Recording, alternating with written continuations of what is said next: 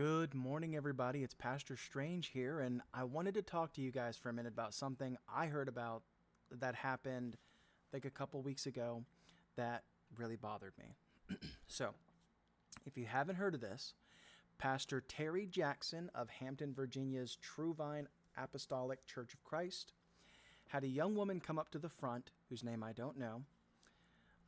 She came to the front of the church and announced to the congregation that she had gotten pregnant out of wedlock, then proceeded to apologize to the church for it. But it gets worse when you hear the pastor tell the church that she cannot have her baby shower at the church and that none of them ought to attend her baby shower because that would be condoning sin. Now, there are three major problems I have with this I want to break down for you.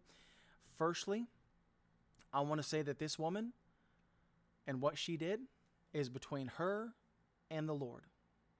And if she chooses to come to her pastor about it, then he can speak to her about the nature of her sin, but he ought to do so in the love and compassion of Christ and not publicly shame her in front of the entire congregation.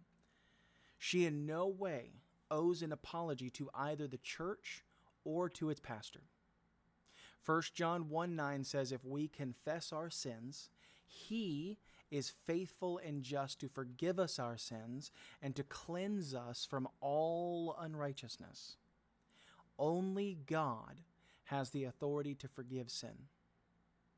Secondly, all new life being born into the world ought to be celebrated.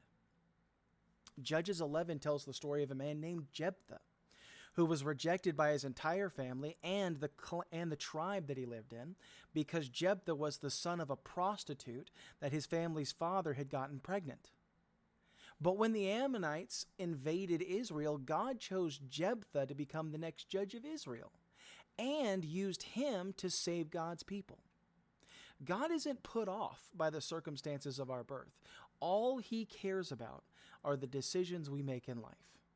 This child being born into the world did nothing wrong and should not have its being brought into the world shamed by this pastor and his church. Thirdly, this pastor and the way he behaved reflects more the attitude of the Pharisees of Jesus' day than he does the actual Lord himself. If you don't know who the Pharisees are, that's the crowd that opposed Jesus, his entire ministry, and eventually had him crucified. In Luke 15, the Pharisees are upset because Jesus is eating and fellowshipping, spending time with, hanging out with, known sinners. But Jesus attempts to correct their thinking by giving them the story of the prodigal son. Also, in John 4, it gives us the story of the woman at the well, who came in late at the day to the well in order to avoid the shame that all the other people in town cast in her direction, because she had been sleeping around.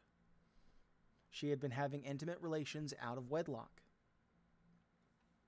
But when she speaks to Jesus, rather than feeling judged or feeling shamed, she feels better. And she wants to go tell everyone else about Jesus because of how good that he was to her. I want to close with this thought.